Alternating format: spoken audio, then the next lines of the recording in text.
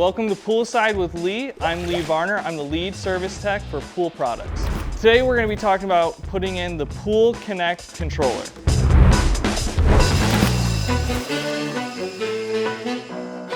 A part of the rough-in box that you'll be getting, not only will you be getting the valve body box, but you're going to be getting the controller body box as well. This is what it looks like.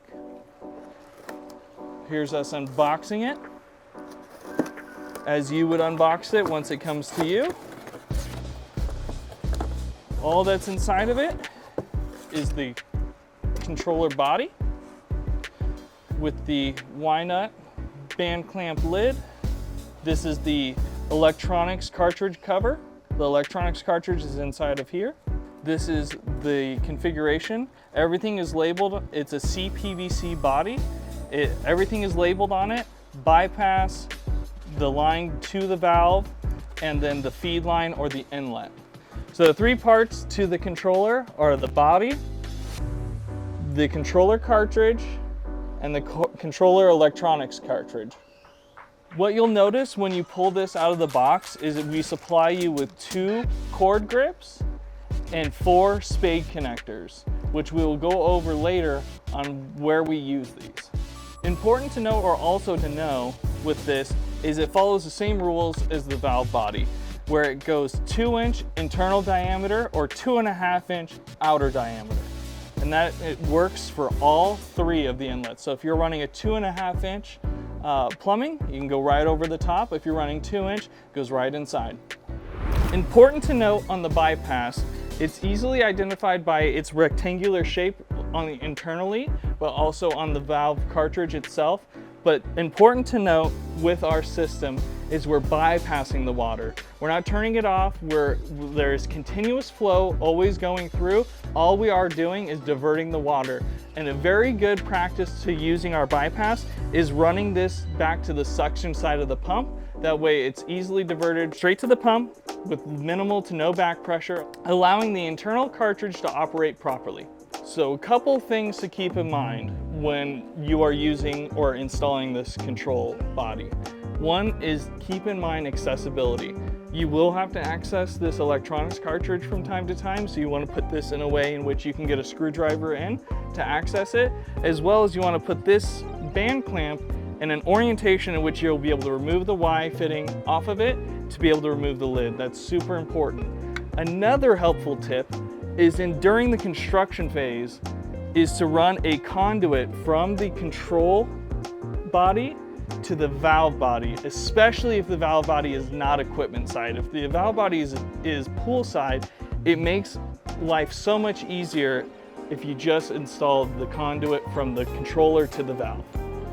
As you can see, attached are a couple of set of wires. They are 25-foot whips wires attached to the controller.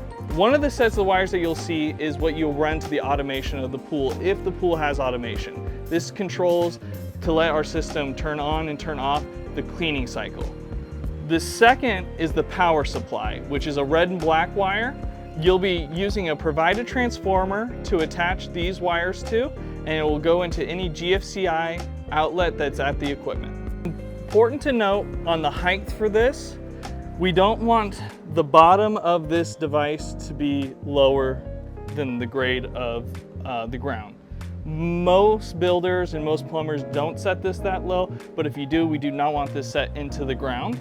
If it is in an equipment room that is below the water, make sure that you apply the check valve to the bottom feed line, not any of the other lines. Those aren't important. Obviously on the bypass line, put your ball valve on, but on the valve, make sure you're putting a check valve so you don't have the water coming back up and through this on a sunken equipment. Also in the box, you're gonna see a pressure gauge, a pool pressure gauge that is provided. We do want you to install this, either tap it into a line or install it with a T down to a reducer for 1/4-inch threaded. And we want this to be on the inlet side. That way we can tell the PSI level of the system and what it's operating at. Like I mentioned earlier, this is a 2-inch internal diameter or 2.5-inch outer diameter. With the lines, you want to follow the same plumbing practices where you want to primer both sides and glue both, and then put it in, quarter turn. Now, when you're plumbing in the bypass side, again, it's the same 2-inch internal or 2.5-inch outer diameter. But one of the most important things is on the bypass side, you're running it back to the suction side of the pump with its own line or its own tee going into the feed line of the pump. We prefer you not to tap it into the skimmer or the main drain line, as the water could backtrack. We want you to plumb it in separately into the suction side of the pump.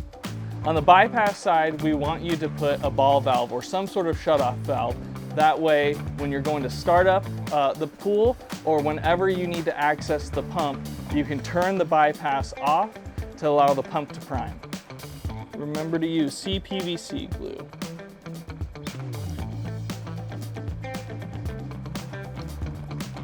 If you're plumbing at the equipment, you can either tap your gauge in here or put in a T to put your gauge in.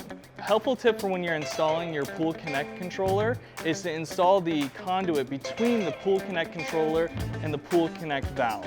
After you install that conduit, it'll make your startup process for the system much easier. And that is covering the install of the Pool Conekt controller. If you have any questions on the install of the Pool Conekt controller, feel free to reach out to me, Lee, at poolproducts.com.